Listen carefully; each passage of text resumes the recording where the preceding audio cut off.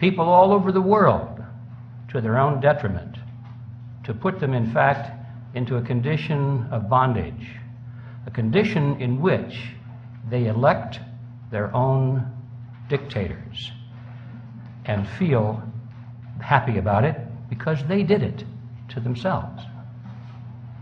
That's what I'm going to be talking about. Now, as you probably know, the title of this presentation is called the Quigley Formula. So let's take a look at that.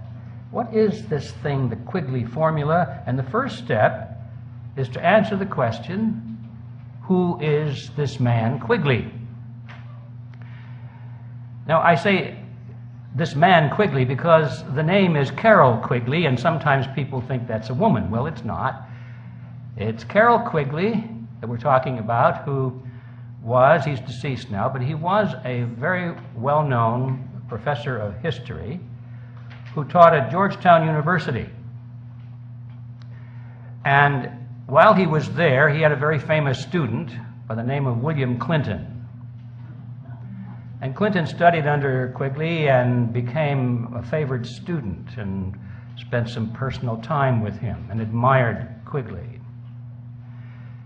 27 years later, when this student was given the nomination for President of the United States, in his acceptance speech, he mentioned Professor Carroll Quigley in his speech and paid homage to him.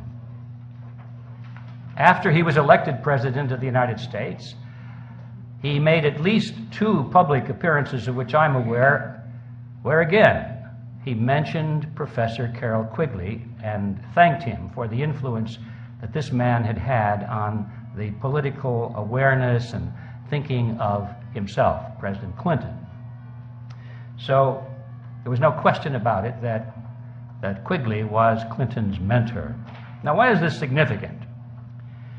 It's significant because Professor Quigley taught the conspiratorial view of history as explained by the conspirators themselves. Quigley was very close to a secret society. In fact, he had been invited, he said in his own works, he had been invited into its inner circle and given the privilege of examining the society's private papers. He was considered to be the official historian of this secret society, and he admired it. He thought it was wonderful. He felt privileged to be close to it and to its documents. And he wrote a couple of books about this, as a matter of fact. And he said the only point of disagreement that he had with this secret organization was that it wished to remain hidden from view. He felt that by now, with all these years of success and movement, it was time to come forward and to boast about what it had accomplished and to proclaim openly what its goals were. So Quigley was the historian of a secret society. Now, that means, therefore, that when President Clinton gave homage to Professor Quigley, his comments had 2 meanings. To the average person who did not know who Quigley was or what position he held or what he had written about, they thought, oh, well, isn't that nice? Here's Bill Clinton giving homage to some nice old professor that had an influence on his collegiate days. How nice. But to those who knew who Quigley was and what his position was and what he wrote about and what he advocated, and we'll be talking a lot about that today, then they understood there was another message, a hidden message. Clinton was saying he knew about this conspiracy, and he was now in its service.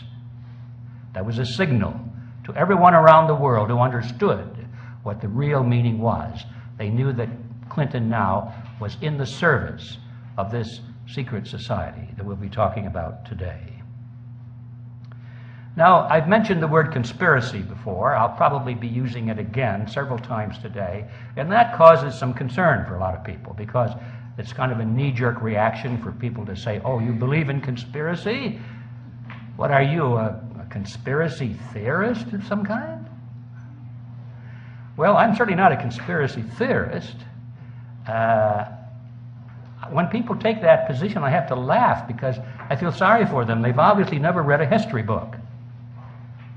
Because anyone who knows anything about history knows that it's built on conspiracies from one end to the other. Conspiracy is the engine of history.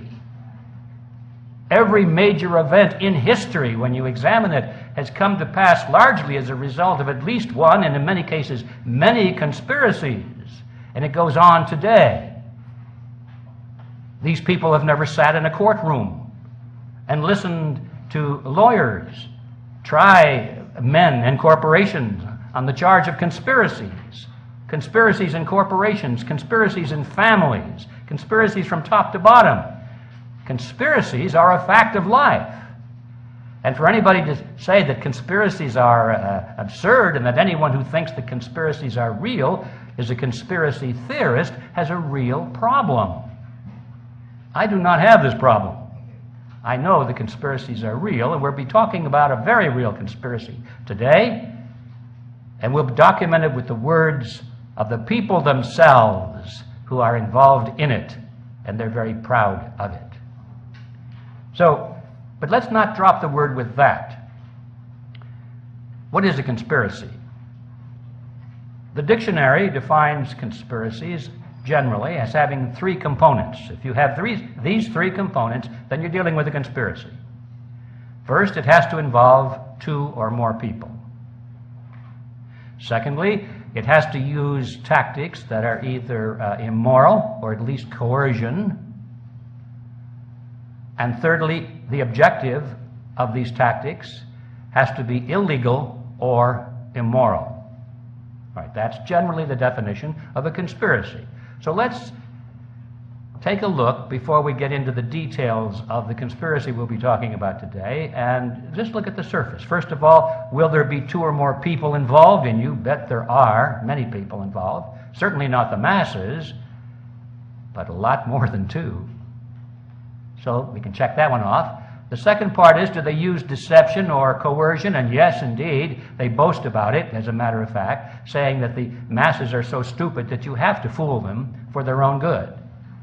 And you have to pass laws to use coercion in order to force people to do what they want. So yes, you can check that one off. They do use deception and coercion. But now we come to the third issue. Is the objective illegal or immoral? Well, it's certainly not illegal in most cases, because we'll find out in a moment, as you folks already know, these are the people that make the laws. So what they're doing is entirely legal because they made it legal. They hold the powers of political power, legislative power, executive power, judicial power. And so what they're doing is not illegal. If they're going to merge, let's say, merge the United States, or let's say get rid of the United States and merge what is left of it with Mexico and Canada in a North American Union, for example, just one of many things we could talk about, it will be done entirely legally. It will be done with no objection from Congress. The courts will uphold it, and they'll figure out all kinds of ways to justify it as a legal move. So it's not illegal in most cases, although sometimes they do resort to illegal measures, but that's very rare. That leaves finally the last issue. Is it immoral or unethical? Now, in the minds of these people, it is the highest morality. They think that their goal is the highest morality possible. They are working towards what they fondly call the New World Order. In their minds, that is the ultimate morality. And it's people like you and me who are the immoral ones, the idiots that think that national sovereignty has some kind of value in this modern world. We are the ones standing in the way of progress. We are the ones standing in the way of the happiness of mankind. We are the ones that are for all kinds of injustice. We are the ones that are immoral, you see. So in their minds, they're very moral in everything they do. And the end justifies the means. If they have to sacrifice individuals or minorities or large numbers of people to achieve this wonderful goal, it's an act of honor. It's an act of high ethics. So in their mind, they are not conspirators, because we fail to have all three of these elements. They are not conspirators in their mind. But now in the minds of the rest of us who have to live in this order that they are forcing upon us through coercion and deception, I think we have every reason to consider that the objective is unethical and is immoral and is disastrous to the American people and to people everywhere in the world. So I think for us to use the word conspiracy is entirely justified. Now, having gotten that out of the way, let's get down to the substance of what this conspiracy really is. Professor Quigley described this conspiracy in two books. One is called Tragedy and Hope, and the other is The Anglo-American Establishment. Tragedy and Hope in particular is a very thick book. They're both history books. They're written by a history professor. They're both pretty dry. They're hard to read. You get a lot of dull, factual information, names, dates, places, events, and so forth, and it's easy to go to sleep reading these books. But then all of a sudden, you'll come across a paragraph or a sentence that'll just blow your socks off. And you'll go back and say, did he really say that? And indeed he did. Remember, he's the historian of this group. These books were not written for mass consumption. They were written primarily for academia and for people who were involved in this conspiracy at one level or another, who were curious to know about its origins, about its history, and about the extent of its operations in the world today.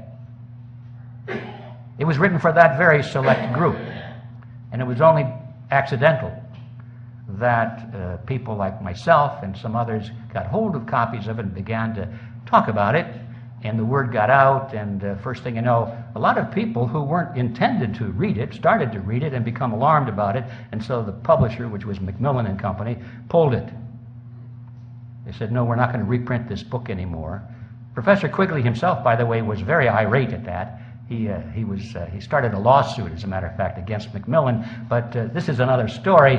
There was at least one publisher in California that started to pirate the copies. He made a beautiful replica of it. You could hardly tell the difference between the original and this. He sold thousands and thousands of copies, and it was embarrassing for Macmillan to say, well, we've got to stop him from doing that, because they were at the same time saying there's no market for it. And so Macmillan finally relented and put the book back into print. Well, anyway, you can buy a copy of it today, either the pirated version, which I think is more valuable because it's more limited edition, or you can buy the original thing from Macmillan. That's another side issue. The important question here is, what did these books say? I'm going to give you an overview of my summary of it, and then I'm going to come back and give you excerpts from the books themselves to illustrate that my summary is accurate. Otherwise, you may wonder, Quigley didn't really say those things. But here's my summary so you can get the whole picture first, and then we'll look at the details. Quigley said that at the end of the 19th century, a secret society was formed in England by Cecil Rhodes. Now, as many people know, Cecil Rhodes was one of the wealthiest men of history of all time. He was the Chancellor of South Africa. He had acquired possession of almost all of the gold mines and diamond mines in South Africa, had used this tremendous access to the natural resources of that country primarily for his own personal use. Very wealthy person. What we don't know generally is how he used that money. Most people think that, well, it probably went to his heirs. It did not. Cecil Rhodes created 7 wills and very specifically instructed his executors of how to dispose of and use this great wealth. And he said it should be used for the purpose of creating a secret society. And that's how it was, and still is, by the way, being used. Now, one of the wills created the Rhodes Scholarship. We all heard about that. And the general impression there is that isn't it wonderful that this man Rhodes set aside a big chunk of money for the education of worthy young men and women? Well, that's kind of a surface view. He did set aside a big chunk of money for the education of worthy young men and women, but the definition of worthy meant that they had to have a certain worldview. They had to be smart. They had to believe in global government based on the model of collectivism. They had to be a little bit ruthless. And they had to be capable of being enlisted into the secret society. This was the recruiting arm of the secret society to a large extent. It was a recruiting fund, not an educational fund. The other wills are unknown completely to most people. They have no idea what that money was used for and how it was allocated in these other wills. I said 7 wills before. Actually, that was a mistake. It was 5 wills. He wrote 5 wills. And the scholarship fund became the best known of them, and the others are pretty much even unknown to this day. This secret society exists today, continues to exist, and has been a major historical force since World War I. Quigley says that every major event in history from World War I has been dominated and directed to a large extent by this secret society. The goal of this organization originally was to expand the British Empire's culture and political system and domination over the entire world. Originally. Rhodes felt that the English represented the finest, the highest watermark in culture, was the finest race in the world, the smartest people, the most benevolent people, and they had an obligation, you see, to rule the world so that all of the ignorant people of the world could benefit from this. It was an act of noblesse noble. They had this obligation. Somebody had to do it to protect these poor, ignorant people from themselves. It might as well be them, since they had this wonderful culture, this great language, and this great outlook of what the future should be, a world built on the model of collectivism. Now, that evolved very quickly after Cecil Rhodes' death to a different view. It was no longer the British Empire that was to be at the center, but there was a world government to be created. The geographical axis shifted from London to New York and became the United Nations, but nevertheless, the original concept that the members of the secret society would rule from behind the scenes. They would not be the major political figures. They would be the ones who selected the major political figures and who funded the major political figures. They would not be the great teachers or the historians who wrote the textbooks. They would be the ones who hired the great teachers and funded the historians who wrote the textbooks. They would always work behind the scenes. That was the model that he set up. The method by which they would do this was very precise. They knew that you could not really control the masses directly, one-on-one. You had to do it through the organizations to which they belonged. They called them the power centers of society. Man has a herd instinct. We belong to groups. We follow leaders. We move in groups. We sometimes even think in groups. And so they recognized a long time ago that all you had to do if you wanted to lead the masses is to capture control of the groups, the leadership of the groups to which people belonged, the political parties, church organizations, labor unions, media outlets, great corporations, all of the groups, the power centers of society. You could control them with a relatively small number of people, if they were well organized, dedicated, and funded. And then those people would indirectly control the world. That was the model. The structure that Cecil Rhodes created, and remember this is all described primarily by Professor Quigley was outwardly modeled after the Jesuit order. That's right. I was surprised to read that. The Jesuit order? Quigley was a great admirer of the structure of the Jesuits, and he decided to model his secret society after that structure. But at the deeper level, it was clear that he borrowed the structure from the Illuminati. And now everyone knows that the Illuminati existed at one time. It was created in 1776 by Adam Weishaupt, but shortly thereafter it was exposed in Bavaria. The police raided it, they arrested its members, they discovered its ledgers and its books and its papers, which is why we know so much about them. They're part of the public record now. We know what the Illuminati was trying to do and how they were structured and how they organized and so forth. And so that's part of the record, but we are told that the Illuminati ceased to exist after that date. I think it probably did. But whether it did or not, certainly others, like Cecil Rhodes, picked it up. They picked up the concept. I don't know if there's a historical continuity back to Adam Weishaupt. I don't think it makes an awful lot of difference when we realize that there are people like Cecil Rhodes who read Adam Weishaupt's work and said, hey, this is a good idea. Let's use it. And that's basically what Cecil Rhodes did. He adopted the strategy that Weishaupt created of, he called it rings within rings within rings. That means that the center of the secret society would be run by one individual with perhaps a little brain trust around him of 2 or 3 people. They would be the absolute rulers of this whole structure.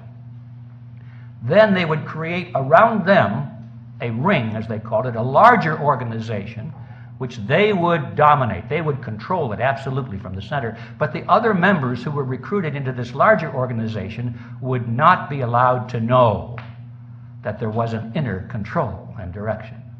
They were brought in for a lesser view of the whole purpose. And that was the outer ring, and that might be 20, 30, 50 people, maybe 100 people. And then outside of that, there would be a larger ring, another organization created with hundreds of people, perhaps thousands of people. And they would not be allowed to know, or would they even suspect, that there was an inner ring controlling the larger outer ring. And this is what Weishaupt called rings within rings within rings. Cecil Rhodes thought that was a dandy idea, and so he adopted it as the structure for his secret society. Now, in his group, the inner circle, they called the Society of the Elect. That was the name Rhodes put to it. It originally consisted of Cecil Rhodes and a brain trust from British banking and politics. A very small number of highly placed, very wealthy people. The center of gravity, as I mentioned a moment ago, shifted eventually to the Rockefeller Group in the United States, with centers of influence in such other organizations as the Bilderberg Group, the Trilateral Commission, and that sort of thing. We've all heard about these. And the goal shifted away from the control from the British Empire to a international control through something called the New World Order, is the phrase they adopted, with control primarily focused in New York, with the United Nations meant to be the hub of this global government. And I should say global government, not just any global government, but one based on the model of collectivism, which means total control over every human being. Not much room left there for personal freedom.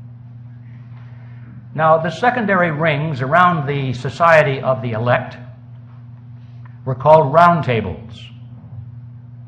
And they were formed in the United States, in Britain, and all of the former British dependencies, and they still exist today. They operate under that name.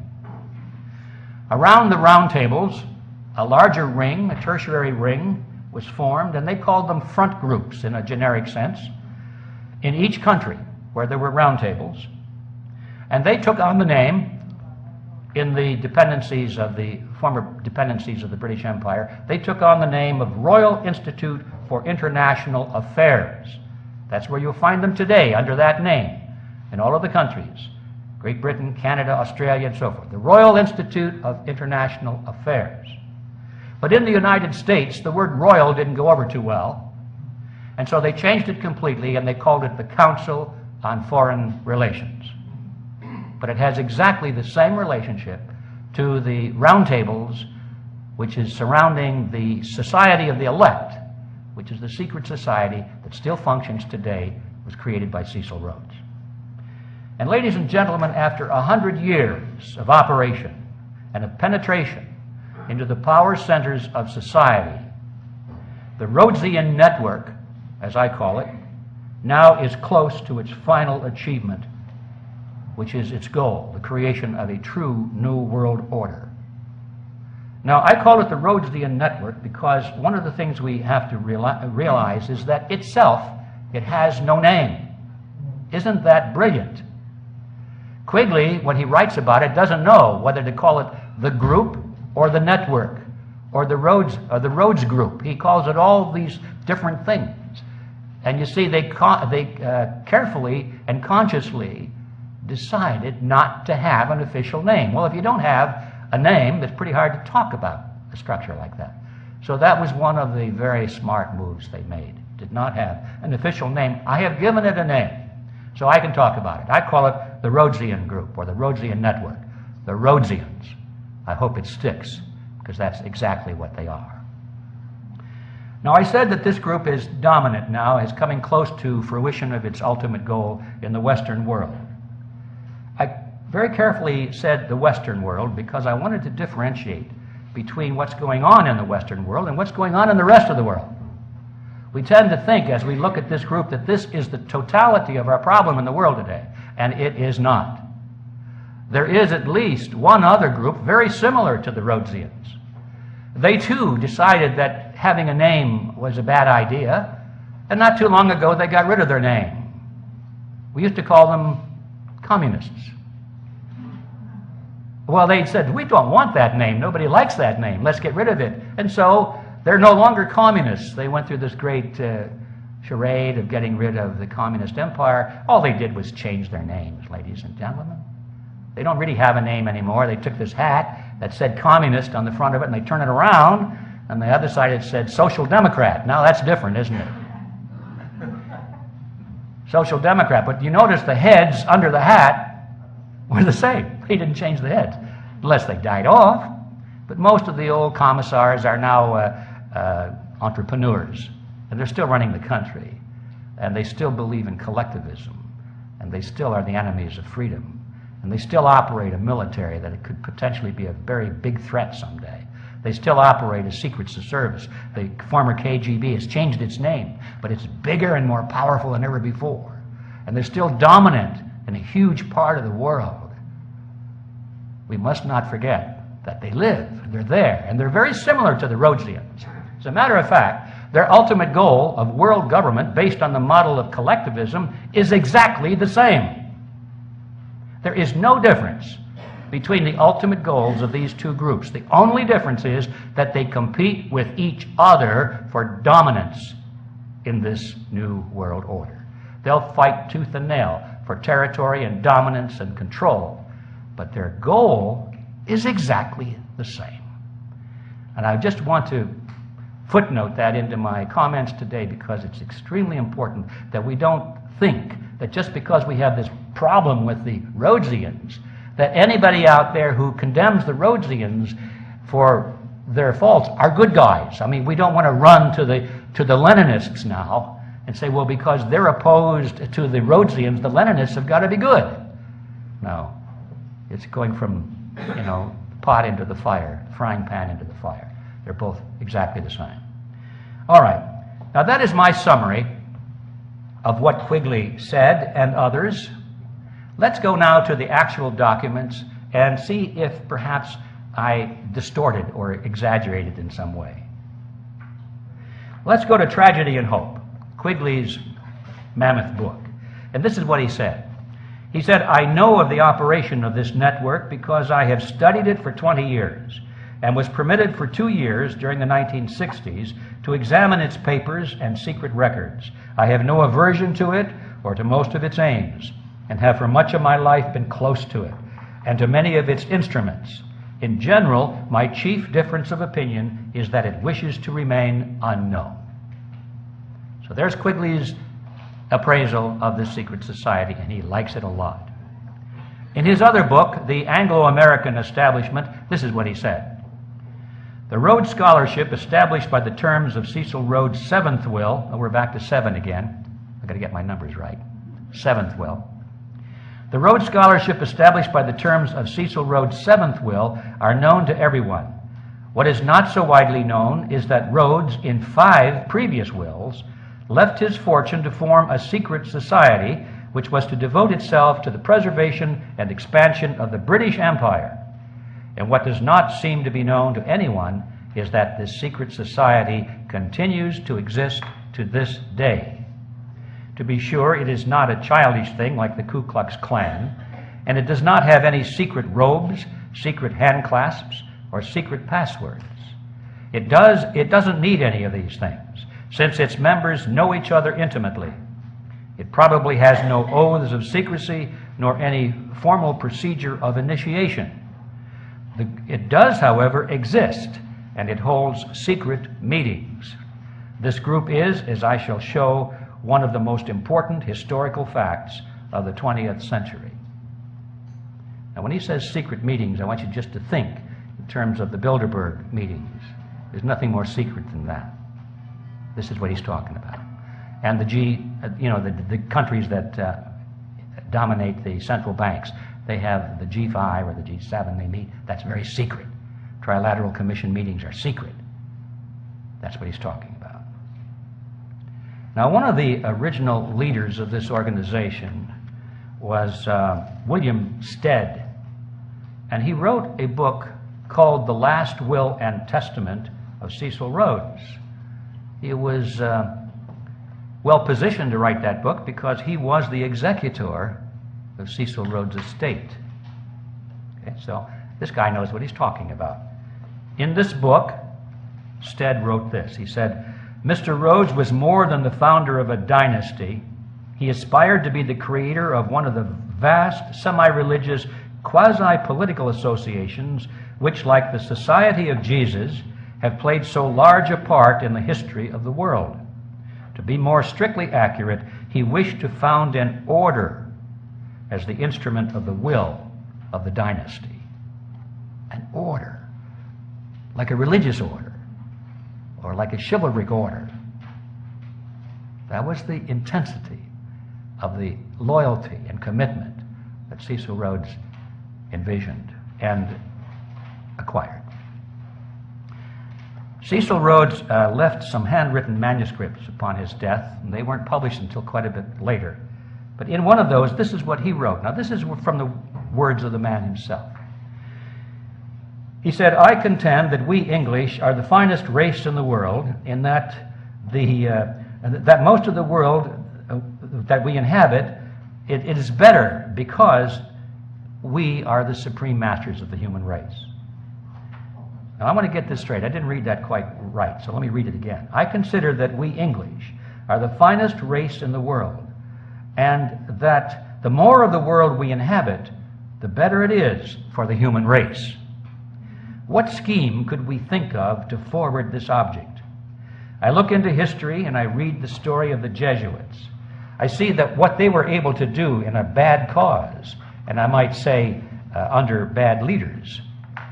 In the present day, I became a member of the Masonic order. I see the wealth and power they possess, the influence they hold.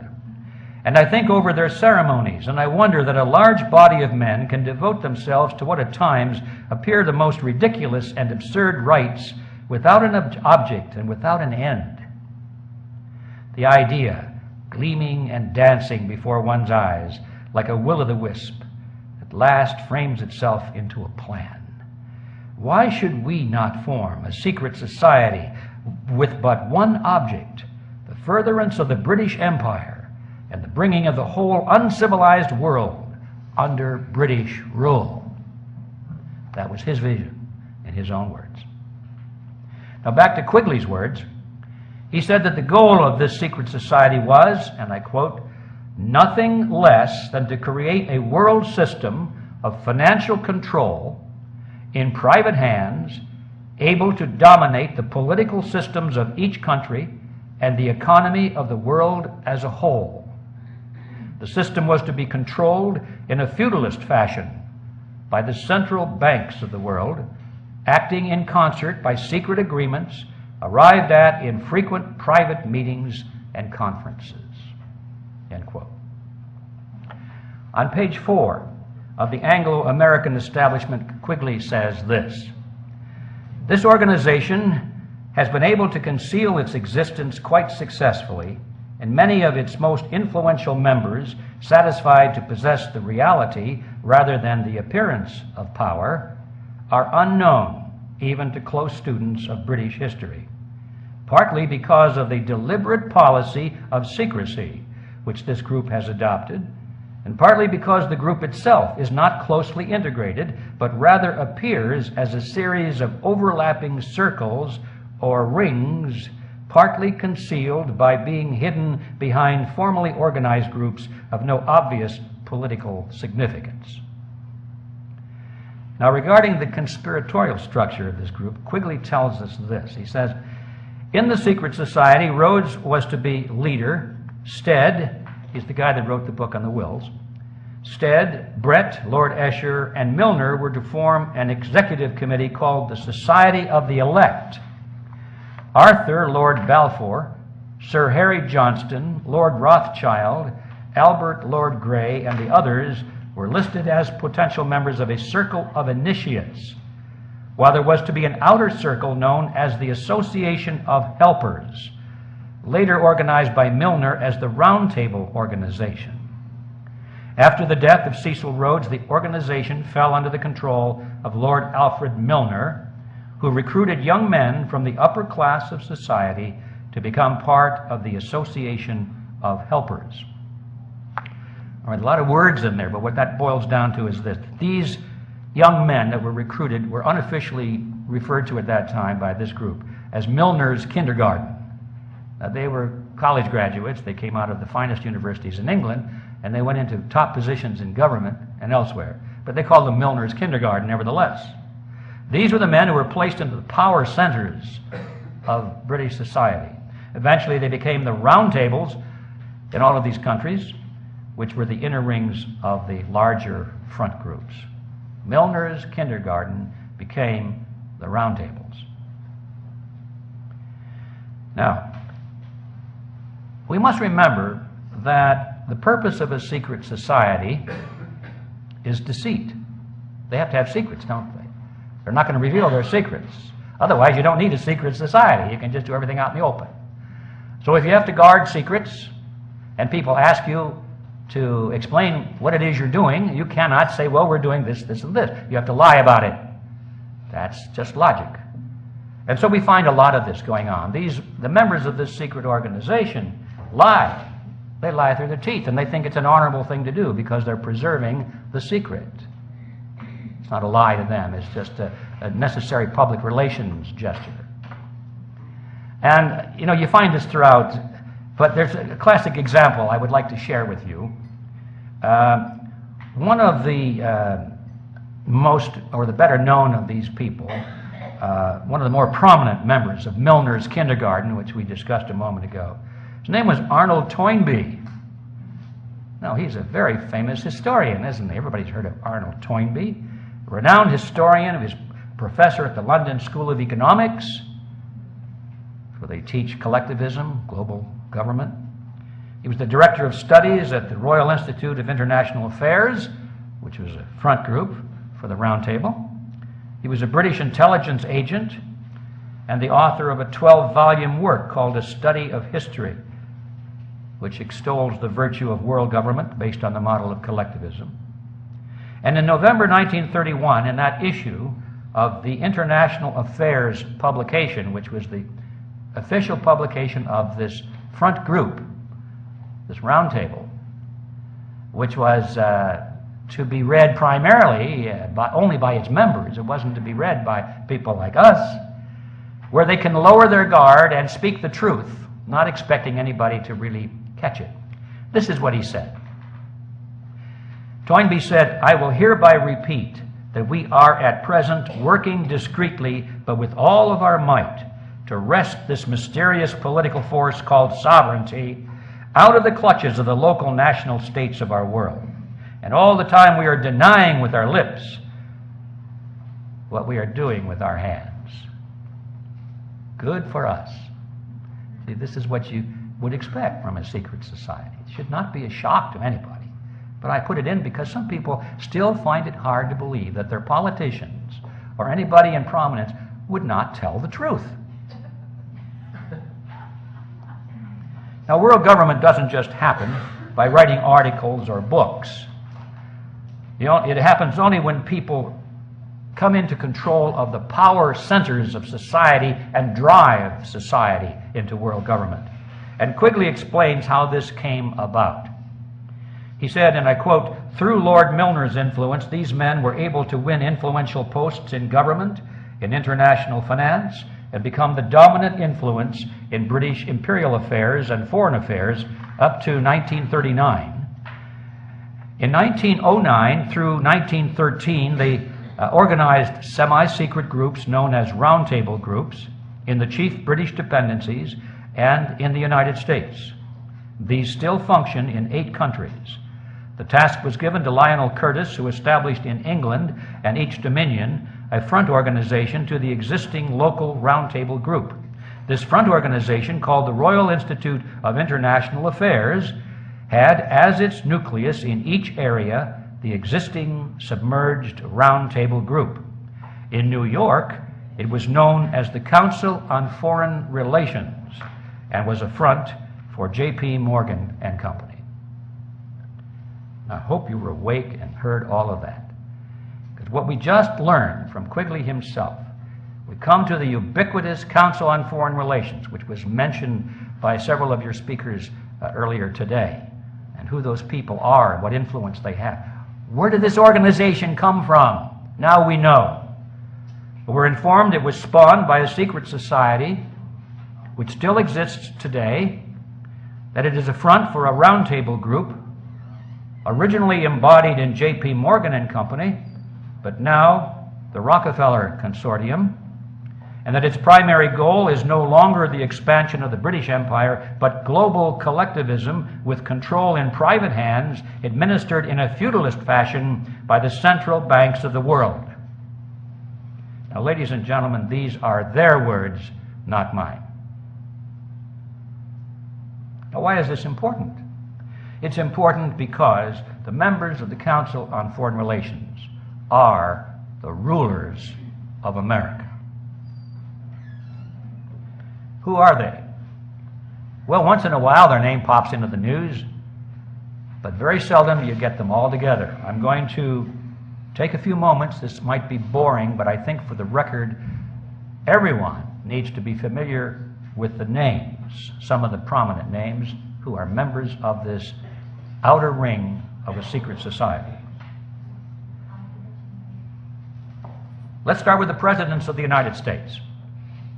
Herbert Hoover, Dwight Eisenhower, Richard Nixon, Gerald Ford, James Carter, George Bush Sr., and William Clinton.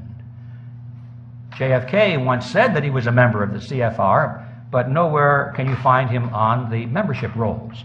So I guess he was a wannabe, but didn't quite make it in. But he actually said that he thought he was a member. And of course, the presidential candidates, John Kerry and Vice President Richard Cheney, are members of the CFR. Secretaries of State. This is a very important position for this group because it's even more important than the president. The president can be controlled by the Secretary of State, Secretary of Defense, and all of his cabinet members who are pretty much appointed for him. You know, he doesn't appoint, presidents don't appoint their cabinet members from their own private telephone directory, you know. They're not even in their book. They're told who to appoint. Anyway, here are the Secretaries of State, perhaps the most important position in the United States government as far as the CFR is concerned. Dean Rusk, Robert Lansing, Frank Kellogg, Henry Stimson, Cordell Hull, E.R. Stettinius, George Marshall, Dean Acheson, John Foster Dulles, Christian Herter, Dean Rusk, William Rogers, Henry Kissinger, Cyrus Vance, Edmund Muskie, Alexander Haig, George Shultz, James Baker, Lawrence Eagleburger, Warren Christopher, William Richardson, Madeleine Albright, Colin Powell, and of course, Condoleezza Rice. Did we leave anybody out? I don't think so. Now, Secretaries of Defense, also very important. James Forrestal, George Marshall, Charles Wilson, Neil McElroy, Robert McNamara, Melvin Laird, Elliot Richardson, James Schlesinger, Harold Brown, Caspar Weinberger, Frank Colucci, Richard Cheney, Les Aspin, William Perry, William Cohen, and Donald Rumsfeld. Directors of the CIA, pretty important. Walter Smith, William Colby, Richard Helms, Allen Dulles, John McCone, James Schlesinger, George Bush Sr., Stansfield Turner, William Casey, William Webster, Robert Gates, James Woolsey, John Deutsch, William Studeman, George Tenet, Porter Goss, and Michael Hayden. Now, some better-known corporations with CFR members at the board of directors or chief executive levels, where they dominate these huge corporations. It's quite a list. I had to trim this down, believe it or not. Here are just a few. Atlantic Richfield Oil Company, AT&T, Avon Products, Bechtel Construction Group, Boeing Company, Bristol Myers Squibb, Chevron, Coca-Cola and Pepsi-Cola, Consolidated Edison of New York, Exxon, Dow Chemical, DuPont Chemical, Eastman Kodak, Enron, Estee Lauder, Ford Motor, General Electric, General Foods, Hewlett-Packard, Hughes Aircraft, IBM, International Paper, Johnson & Johnson, Levi Strauss & Company, Lockheed Aerospace, Lucent Technologies, Mobil Oil, Monsanto, Northrop, Pacific Gas and Electric, Phillips Petroleum, Procter & Gamble, Quaker Oats, SBC Yahoo, Shell Oil, SmithKline Beecham Pharmaceuticals, Sprint Corporation, Texaco, Santa Fe Southern Pacific Railroad, Teledyne, TRW, Southern California Edison, Unicol, United Technologies, Verizon Communications, Warner Lambert, Weyerhaeuser, and Xerox, to mention just a few. Now, in the media, also very important in controlling the thinking processes of the American people. We find CFR members in the management and operational positions at the Army Times, Associated Press, Association of American Publishers, Barron's, Boston Globe, Business Week, Christian Science Monitor, Dallas Morning News, Detroit Free Press, Detroit News, USA Today, Wall Street Journal, Los Angeles Times, New York Post, San Diego Union Tribune, Times Mirror, Random House, W.W. Norton and Company, Warner Books, American Spectator, Atlantic, Harper's Farm Journal, Financial World, Insight, Washington Times, Medical Tribune, National Geographic, National Review, New Republic, New Yorker, Newsday, Newsmax, Newsweek, Pittsburgh Post-Gazette, Reader's Digest, Rolling Stone, Scientific American, Times Warner, Time, U.S. News and World Report, Washington Post, ABC, CBS, CNN, NBC, PBS, RCA, the Walt Disney Company, and of course, Rupert Murdoch. Media personalities, the talking heads, include David Brinkley, Tom Brokaw, William Buckley, Peter Jennings, Bill Moyers, Dan Rather, Diane Sawyer, Barbara Walters, Katie Couric, and Andrea Mitchell, who's the wife of Alan Greenspan, former chairman of the Federal Reserve System. Of course, Alan is a member of the Council on Foreign Relations. Labor unions and with CFR members in key positions include AFL-CIO, United Steelworkers of America, United Auto Workers, American Federation of Teachers, Bricklayers and Allied Craft, Communication Workers of America, Union of Needle Trades, and Amalgamated Clothing and Textile Workers. All the big ones. In the tax-exempt foundations and think tanks, the number of CFR members in controlling positions is 443. Some of the better-known names are the Sloan and Kettering Foundation, Aspen Institute, Atlantic Council, Bilderberg Group, Brookings Institute, Carnegie Endowment for International Peace, Carnegie Foundation, Ford Foundation, Guggenheim Foundation, Hudson Institute, John and Catherine MacArthur Foundation, Mellon Foundation, Rand Corporation, Rhodes Scholarship Selection Commission, Rockefeller Foundation, and Rockefeller Brothers Fund, the Trilateral Commission, and the UN Association. In the universities, the number of CFR members who are or have been professors, department chairmen, presidents, or board members is 563. My last count. Could be different today, probably more. In the financial institutions such as banks, the Federal Reserve, stock exchanges, and brokerage houses, the number of CFR members with controlling positions is 284. Now, ladies and gentlemen, that gives you an idea. We could go into other areas, but bear in mind that the total membership of this group is about 4,000 people. Now, there are a lot of churches in your hometown that have memberships equal to or larger than that. Wouldn't it be curious if you were to discover that the members of that one church held all of these positions in society? Wouldn't you be curious as to what's going on? But first you'd have to know about it. And how would you know about it if the channels of communication by which you might be informed of it are also controlled by these same people? You see the magnitude of the problem we face. I'd like to emphasize that the CFR is not the inner core of a secret society, but it's at least 2 rings out. Now, what does that mean? That means that most of those people in the CFR are not aware of the history I'm giving you today. They have no inkling of it. Probably if they did know it, they'd be impressed. They wouldn't be shocked because, boy, we're on the inside of a very powerful group. Most of these people, I think, look at this as sort of a high-powered ultimate employment agency.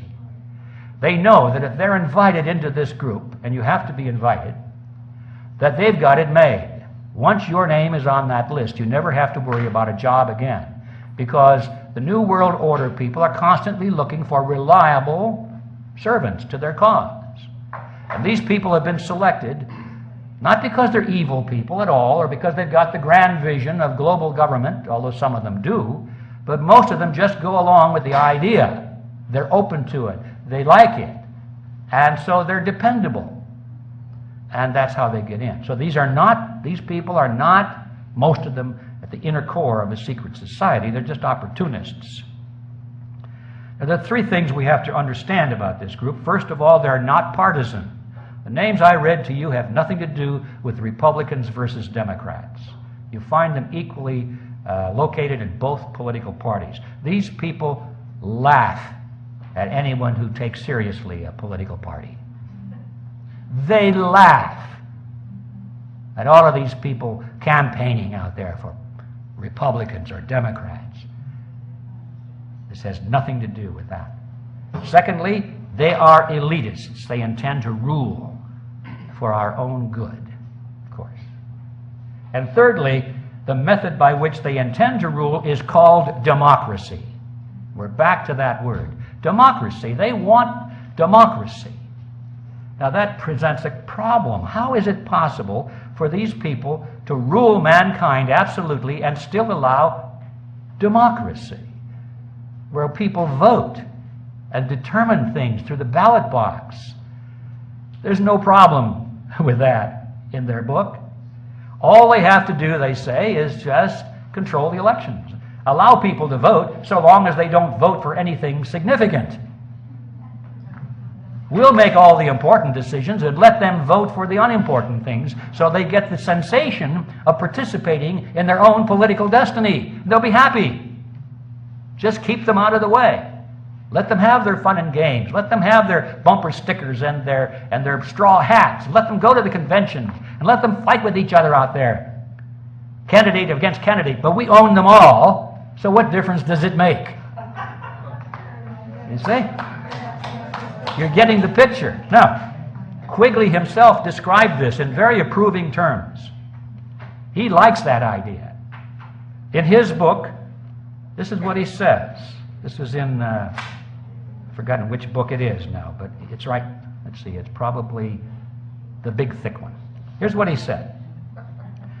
The national parties and their presidential candidates, with the Eastern establishment assiduously fostering the process behind the scenes, moved closer together and nearly met in the center with almost identical candidates and platforms. Although the process was concealed as much as possible by the revival of obsolescent or meaningless war cries and slogans, often going back to the Civil War. The argument that the two parties should represent opposed ideals and policies, one perhaps of the right and the other of the left, is a foolish idea, acceptable only to the doctrinaire and academic thinkers. Instead, the two parties should be almost identical, so that the American people can throw the rascals out at any election without leading to any profound or extreme shifts in policy. Either party in office becomes in time corrupt, tired, unenterprising, and vigorless. Then it should be possible to replace it every 4 years, if necessary, by the other party, which will be none of these things, but will still pursue with new vigor approximately the same basic policies. And there you have it. Does it sound familiar? Yes. This is the system that we have been living under, ladies and gentlemen, since World War I. Now, what are these basic policies? The creation of the New World Order based on the model of collectivism. That's it. Everything else is secondary. You can have fiscal responsibility, you can have wars, no wars, as long as you're moving constantly in that same direction. That's the same basic policy that they demand from all candidates and the two major political parties. It's hard to put that into focus because we slept through a lot of this. I did. I didn't even know it was going on for most of my life. So I look back in history and I could see it clearly now that I understand the template. And the good place to start was with the Panama Canal. We gave it away, didn't we? Did the American people want that? No. Republicans didn't want it. Democrats didn't want it. The voters didn't. But both parties united and gave away the Panama Canal because that was the goal of the CFR. Republicans call for war in the Middle East, and they advocate that we give more power to the UN. The Democrats call for peace in the Middle East and advocate that we give more power to the UN. And after the Democrats came to a majority in the last election, we thought, they're going to pull the troops out and have peace in the Middle East. No changes really. They talk a lot about peace, but they continue to fund all of Mr. Bush's war measures. They complain a lot, they grumble, they give speeches, but when it comes to the vote, they continue the same policies, because that is what the goal is of the Council on Foreign Relations. Republicans promote legislation to restrict rights in the name of anti-terrorism and national security. The Democrats give speeches of deep concern about that and then vote for those laws. The electorate doesn't want that. Republicans or Democrats, voters, they don't want that, but that is the goal of the Council on Foreign Relations. As a matter of fact, almost all of this legislation was written by members of the Council on Foreign Relations long before 9/11. They were just waiting for an excuse to put it into effect. Democrats promote legislation to restrict freedom in the name of stopping global warming. Republicans object and say that's not based on scientific fact, and then they vote for those laws. The electorate doesn't want that. Republicans or Democrats, they don't want that, but that is the goal of the Council on Foreign Relations. Republicans advocate laws that will restrict your freedom of speech because it might be seditious and damage national security. Democrats don't like that. They think that's terrible. So what's their answer? They promote legislation to restrict your speech because it might be hate speech. But both of them agree on the right to restrict your speech if they want to do so, because that is the goal of the Council on Foreign Relations. The American people don't want that. Republicans give speeches on the danger of illegal immigration. Don't do anything about it, but they give good speeches on it. The Democrats give speeches about compassion, but then they both unite in merging the United States with Canada and Mexico so that the issue of immigration becomes a non-issue. The American people don't want that. The Mexican people don't want that. The Canadian people don't want that, but that is the goal of the CFR. Republican leaders who run corporations that build election or electronic voting machines steal elections using software, using machines that not only are capable of being hacked, but ladies and gentlemen, they were designed to be hacked. And the Democrats so far who have lost these elections, they don't do anything about it, you've noticed. They just say, oh golly, I wonder if the election was stolen. Did Mr. Bush really win that election? And Mr. Kerry and Mr. Gore don't really do anything about it. They actually block any serious groundswell of opposition to it. Now that the new elections are on hand, we find that the rigging of the elections are being used to promote certain Democrats. You see, this has nothing to do with Democrats versus Republicans. This has to do with the Quigley Formula. Rigged elections is the ultimate form of the Quigley Formula, giving people the illusion that they participated in their own political destiny because, by golly, they went to the polls and they touched a screen and the light went on and they got their little sticker that says, I voted. And they have no idea what went on inside that machine when the numbers were counted. Or they get a piece of paper and they put it through a scanner. So, I got the piece of paper, see? And it goes into a scanner. They have no idea what goes on inside that scanner and how the numbers come out. That is the ultimate embodiment of the Quigley Formula. What we're dealing here is a phony wrestling match. I remember my grandmother used to watch these wrestling matches when TV was in its infancy. She'd sit there, smoke her cigarettes, and jump up and down and say, look at that guy, he's a bad guy, and he's going to beat up on this other guy. You know, they had the tights on. You could always tell the good guys from the bad guys because the bad guys had the masks and the tattoos. It's gotten even worse today, I know, but in those days it was good enough. My grandmother thought that was real. And it was about as phony as a $3 bill. Elections today, ladies and gentlemen, are about the same thing as a rigged wrestling match. They go through and put on a great show in the ring. But when it's all over, they meet in the locker room, put their arms around each other, say, boy, that was a good show you put on there. And they go out and have a beer. Americans have become like tennis balls in a tennis match. Wham! From one side to the other side. Republicans, no, we don't like the Republicans this year, so we vote Democrat. Now they're the good guys, right? Wham! They turn out to be the bad guys, so back we go to the Republicans again. Back and forth, back and forth. And in this game, yeah, the players can sometimes win a game, but we, the tennis balls, never win anything. We've got to stop being tennis balls and realize what's really going on out there. So people don't vote for a candidate so much anymore. They don't like any of them. They're beginning to suspect this whole thing is foul, but they now vote against candidates. They're going to vote for the lesser of two evils. Isn't that smart? And then they wonder how come they got evil. Because they've been voting the lesser of two evils all their lives. They don't like anybody. Well, sometimes they do, but generally this is the politics of hate. I don't like this candidate, but I hate that one, and we can't let him get into office. And voters are putty in the hands of these psychopoliticians who know how to manipulate them.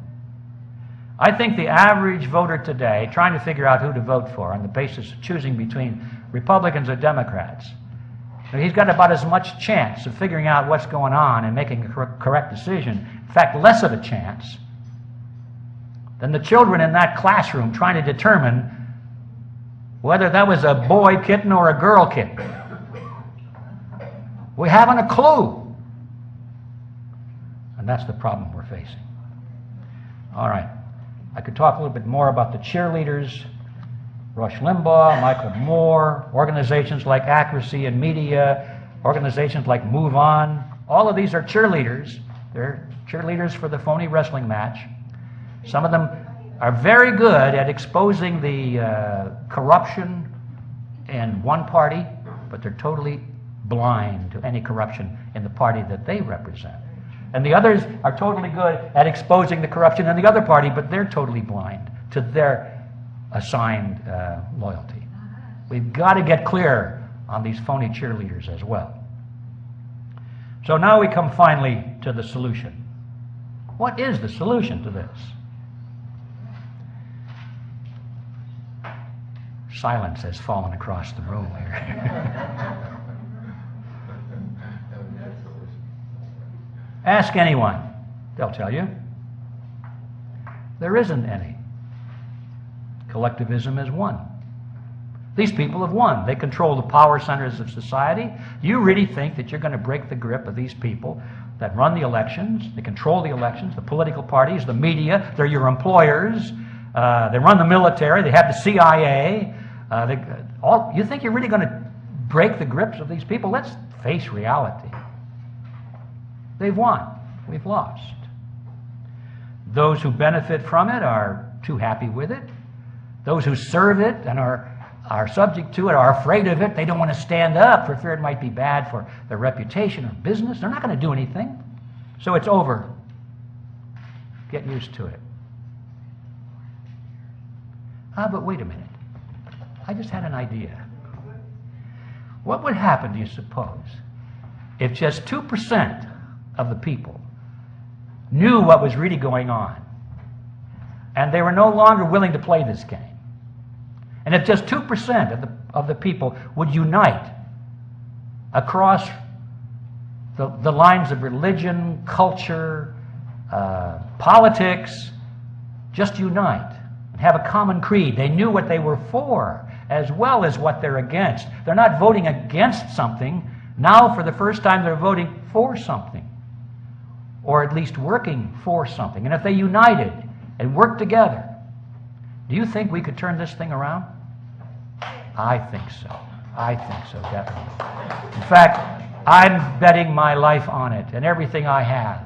It can be done. Now, it might not be done by the next election, so we got to get this longer view of history. One of our problems is that everybody is impatient. They want it done by the next election. If we can't see it being done then, forget it. No, that's not how it works. It took these people 100 years to get to where they are today. You think we're going to turn that around in 6 months or a year? Not going to happen. Even if our favorite candidate were to be elected president and he moved into the White House, he would be surrounded by enemies, collectivists. He completely surrounded. They would block him in every way. In order for us to solve this problem, we have to send people into government at all levels, not just one candidate. And we have to have all of these people on the same page, knowing what they stand for, having a creed of freedom. Then it can be done. And that's the reason that we created Freedom Force International a few years ago. And I'm here to tell you it's going like wildfire. We now have members, as of we speak, in 55 different countries. I never thought that would happen, but I knew it had to happen. And it's growing. People who are dedicated to recapture control of the power centers of society. Take our systems back just the way we lost them, one by one. It can be done that way. And if anybody has any interest in joining us in that endeavor, you have a piece of paper in front of you. Just let me know your name and your email address, and I'll see that you get more information.